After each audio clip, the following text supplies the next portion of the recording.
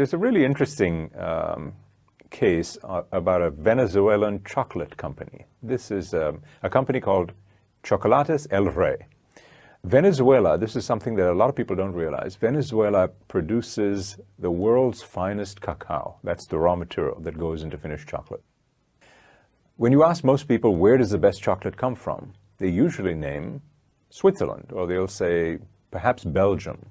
The reason they think that is because those are countries that brand high-quality chocolate. So when you say Belgium, you're thinking about perhaps a brand like Godiva. When you say Switzerland, you're thinking perhaps of a brand like Lindt. But it turns out that the raw material, cacao, chocolate, only grows in the tropics.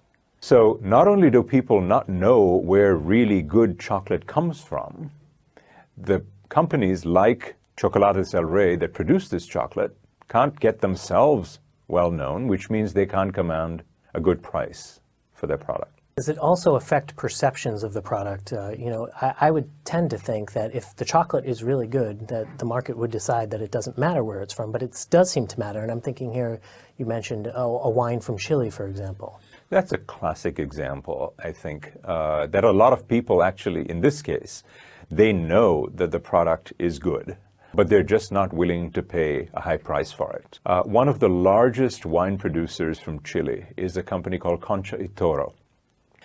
They have a Cabernet Sauvignon called Don Melchor, which is one of the very, very best wines that Chile produces. This is a wine that has been rated by independent ratings agencies like Wine Spectator as being something in the high 90s on a scale of 100. When you get a score in the high 90s, that's usually the province of perhaps a French Bordeaux that might retail at $300 to $400 a bottle. The folks at this Chilean company cannot command a price over $49 or $50 at retail for their Don Melchor, and there's a reason for it. The distributor of the wine says, I can't get anybody in my store who's willing to pay more than $50 for a bottle of Chilean wine. Why? Because it's Chilean wine. Although I know it's a superb wine, and I can in fact post the ratings of Wine Spectator, when people see that it's made in Chile, they're just unwilling to pay $100, $200, $300 for a bottle of wine. I want to bring back one more example from Mexico, which is Corona beer. Corona is a wonderful example of a company that has figured out a very creative solution.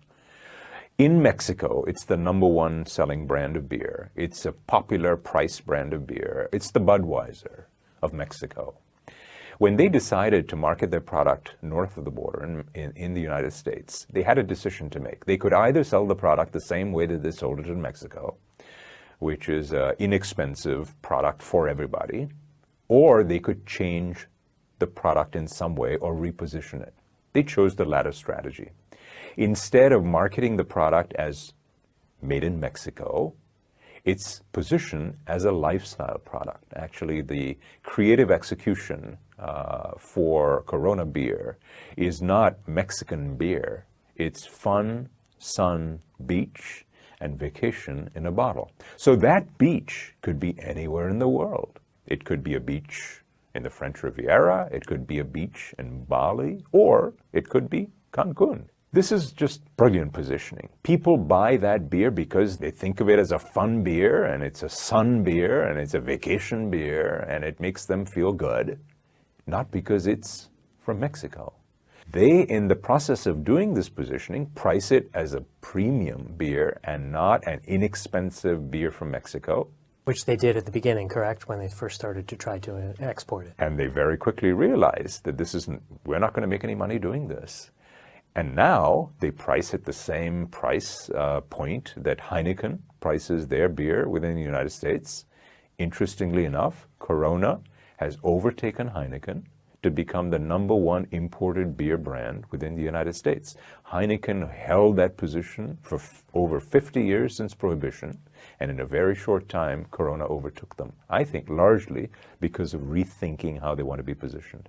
Rohit, thank you very much for joining us. You're very welcome. His name is Rohit Deshpande. He's the Sebastian Kresge Professor of Marketing at the Harvard Business School.